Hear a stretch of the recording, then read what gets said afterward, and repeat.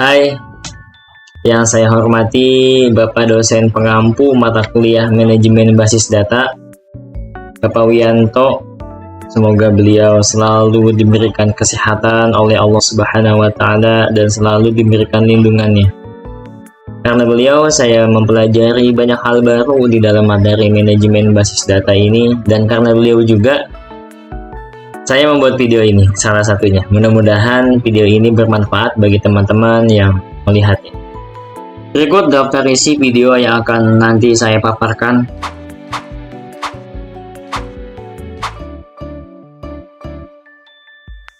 Nah, di sini tampilannya seperti ini. Kita langsung aja masuk ke tempat pekerjaannya, yaitu Xscale Workshop.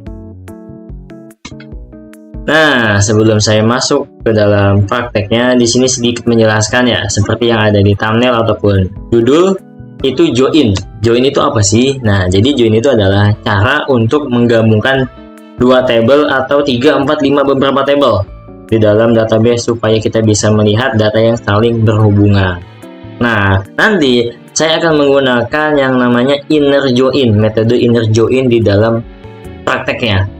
Inner join itu apa sih, Bang? Inner join itu adalah hanya menampilkan data yang cocok dalam beberapa table. Yang cocok itu artinya ya sesuai dengan tabelnya. Contohnya nantilah ya di dalam lah.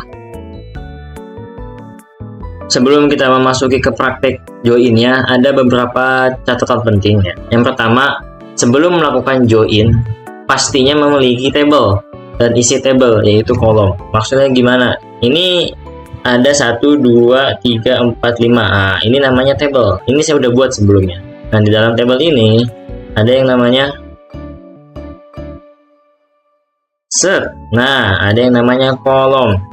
ID transaksi, ID pembayaran, ID metode, status pembayaran. Ini namanya kolom. Seperti itu. Yang kedua, setiap table harus memiliki namanya Frogen key antara table 1 ke table 2, table 2 ke table 3, dan seterusnya. Dan harus ada dan sama kolom serta isi kolomnya. Maksudnya gini, contohnya nih. Di sini saya memiliki table siswa nih ya. Di sini ada yang namanya kolom NIS.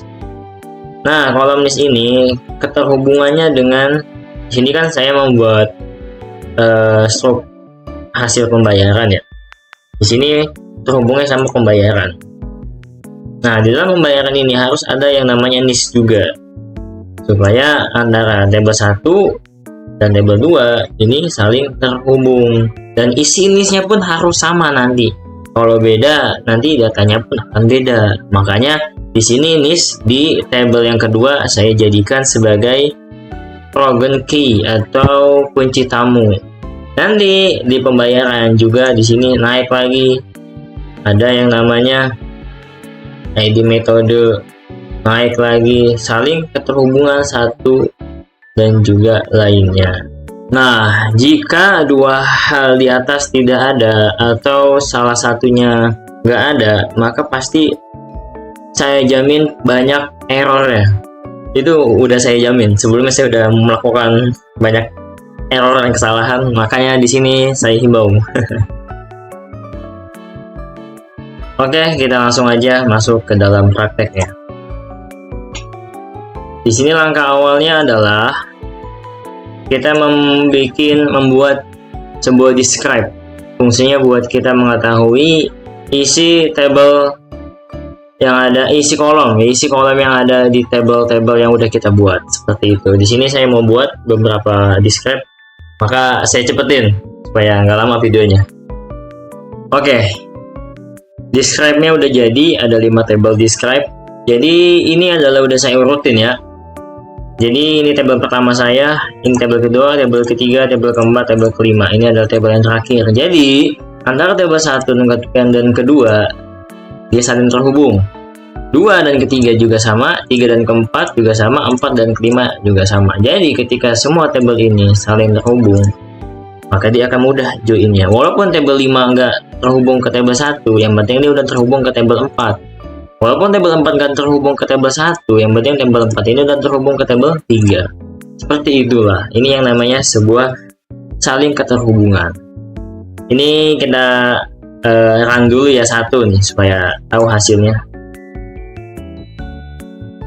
Nah, seperti inilah fungsinya, kita biar bisa ngeliat kolom ada di siswa tuh, di tabel siswa tuh ada apa aja kolomnya.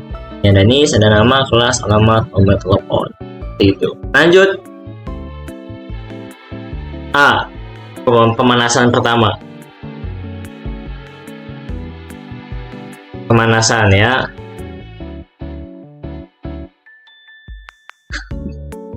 Tipe mulu dah. Jadi fungsi pemanasan ini kita ngecek antara tabel 1 dan ke tabel 2 apakah bisa saling menampilkan. Seperti itu. Di sini seperti biasa ya, saya cepetin lagi. Nanti saya jelasin di terakhir.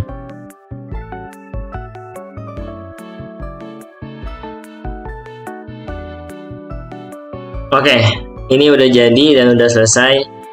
Jadi di sini kita bisa menggunakan ya, sebelum saya melanjutkan ke beberapa praktek, untuk menulis query-nya itu bisa menggunakan aritmatika. Contoh aritmatika tuh kayak gini. Ini kan siswa nih, kita bisa ganti variabel siswa. Contohnya siswa kita jadi A. Di sini siswa udah tambahin A. Kenapa? Jadi A itu sama dengan siswa. Seperti itu supaya nggak banyak ketiknya. Mana lagi di sini? Nah, di sini artinya inner join. Pembayaran itu join on ke yang namanya tabel siswa. Nah, ini dari siswa kan A. Kita ganti A. A sama dengan apa? Siswa, ingetin. Titik. NIS. NIS ini apa sih? NIS ini adalah primary key dari si siswa. Dan pembayaran ini kan ada nih B. Pembayaran B. Aritmatikanya atau variabelnya. Jadi B di sini langsung aja B, nggak usah diketik pembayaran. Titik NIS. Nah, di B ini kunci tamunya itu adalah NIS. Jadi maka dia akan tampil seperti ini. Nah, ini NIS-nya, ini namanya. Fungsinya ketika dia saling terhubung, itu dia tidak ada kesalahan data. Bayangin ketika NIS di NIS di tabel siswa dan NIS di tabel pembayaran itu berbeda. Maka hasilnya seperti apa? Hasilnya ya kacau nanti, nggak seperti ini nih, nggak ngurut kayak gini nih. Satu punya Ahmad, nanti bakal beda. Satu nanti bisa punyanya si Elang, 5 bisa punyanya bukan si Elang, nanti 5 punyanya si Candida. Itu nggak sesuai lah. Makanya pentingnya menggunakan kunci tamu supaya saling terhubung. Ini contoh ya gini, kita select aja dah. Select. Oke, sekarang kita lihat di tabel siswa. Nah, di sini NIS-nya ada 5, 3. Belakangnya ya kita lihat. 5 ini punyanya Elang dan 3 ini punyanya Candida. Maka ketika NIS ini kita isi ada berapa nih? 1, 2, 3, 4, 5, ada 6. Di pembayaran pun kita ngisinya harus 6. Dan juga sini kalau kita jadi primary key, di tabel yang keduanya harus jadi kunci tamu atau Frogen key. Seperti itu. Nah, ini nih. Tadi mana? 3. Ini nggak beraturan. Walaupun nggak beraturan, tetap nanti bisa keterhubungan. Nah, ini 3 punyanya si Elang, tadi 6 punyanya si Candida. Maka ketika dua NIS antara tabel siswa dan pembayaran itu sama, ketika dijoinkan nanti akan mudah melihat tabel yang isi kolom tabel yang akurat. Contoh misalkan siswa memiliki 6 kolom dan sini memiliki 12 kolom, ini kan ada 6 ya. Tambah lagi sini nih di bawahnya 12 kolom, beda sama siswa. Kenapa bisa sebab beda? Karena NIS ini bukan Frogen key. Dan sedangkan ketika dipakai buat join, dia pakainya NIS. Nah, itu bakal bingung tuh, walaupun bisa nanti pasti bingung atau error lah nanti. Oke, sekarang kita masuk ke bagian B, yaitu menampilkan dua tabel dengan banyak kolom. Gimana maksudnya? Seperti ini. Kita kasih komen dulu biar nggak bingung. B. Di sini saya akan menggunakan kode variabel ya, pakai kode-kode kayak tadi tuh.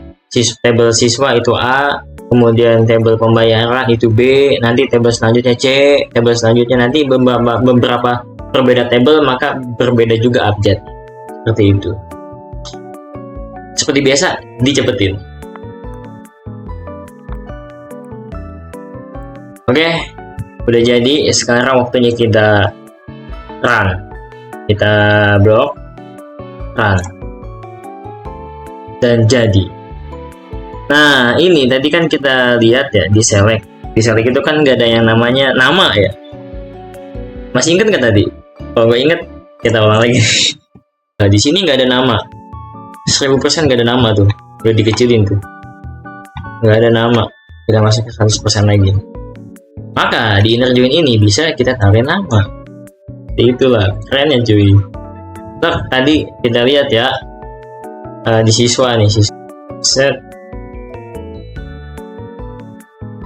Nah, elang itu 0, elang itu 5, candida itu 3.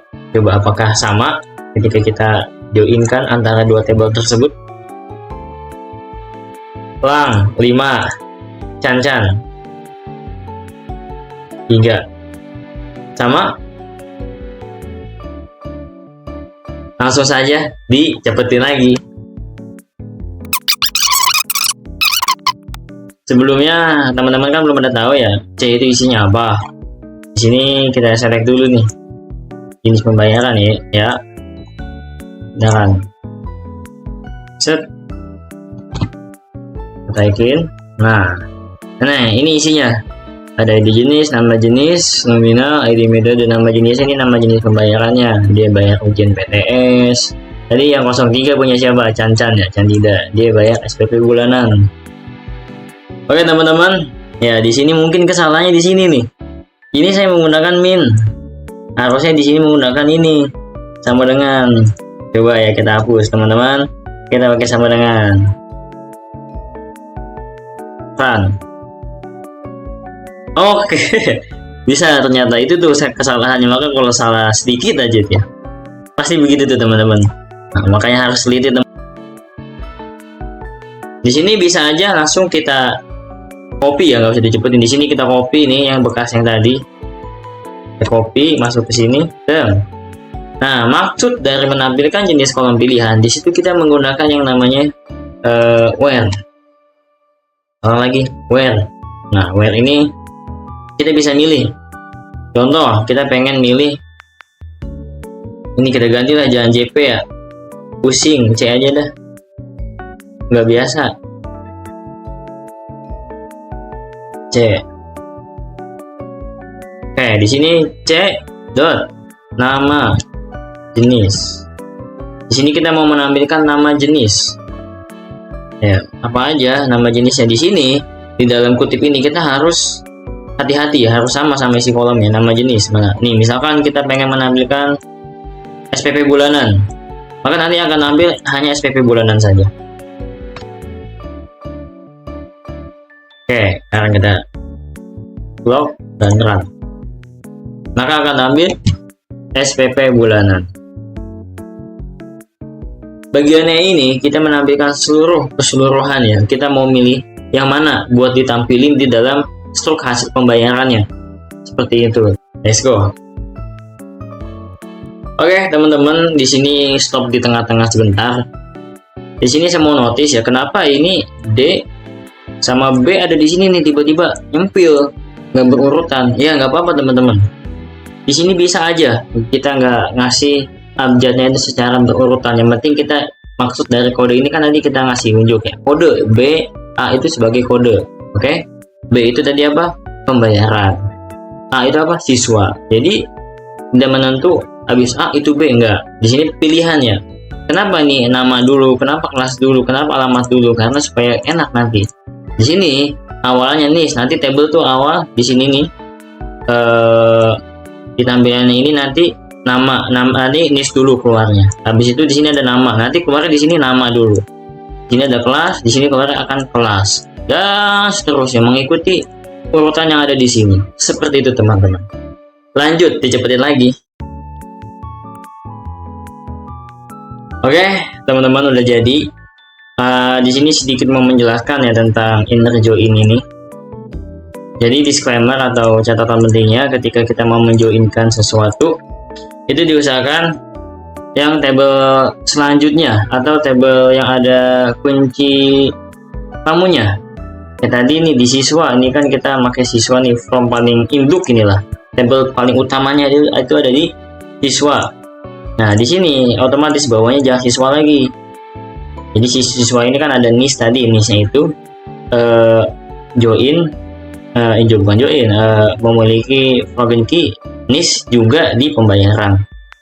Nanti di sini pembayaran, di sini jangan pembayaran lagi, jenis pembayaran. Jadi di pembayaran ini ada yang namanya ID pembayaran. ID jenis. Di pembayaran memiliki ID jenis. Nah, di jenis ini memiliki ID jenis. Jadi ID jenis ini jadi ID jenisnya ini dia jadi foreign key, seperti itulah. Dan juga sama bawahnya metode pembayaran, join-nya ke ID metode. ID metode ini ada di jenis. Duh, bingung gak tuh? Terus transaksi online. Nah, transaksi online juga ini ada ID metode. Jadi ID metode ini ada di metode pembayaran. Nah, banyak lah. Jadi jenis pembayar punya ID metode pembayar juga punya ID metode, kolom ini ada kolom ID metode, dan transaksi online juga memiliki ID metode. Coba kita satukan semuanya, form kita blok dan run. Nah, hasilnya seperti ini. Gedein ya. Nah, ini yang tadi kita notice siapa ya? Candida ya, 03 Candida, masih ingat gak teman-teman? Saya masih ingat, soalnya saya bikin tutorial. Nih ada 03 Candida kelas 7A, alamatnya Bogor, nama teleponnya ini. Tapi ini fake ya teman-teman, jangan di save. Nanti teman-teman save lagi. Terus tanggal bayar ini baru kemarin bisa bayar dia. Terus ID pembayarannya, ID jenis pembayaran. Terus dia bayaran apa? SPP bulanan. Terus nominalnya 700, adminnya berapa? Goceng. Jumlahnya jadi 700. Dia 705.000. ID metode transfer, ID transaksi dan berhasil. Oke. Mungkin cukup sampai di sini. Oke, sampai di sini. Banyak nyamuk teman-teman, maaf. Oke, sampai di sini videonya, semoga bermanfaat dan sayonara.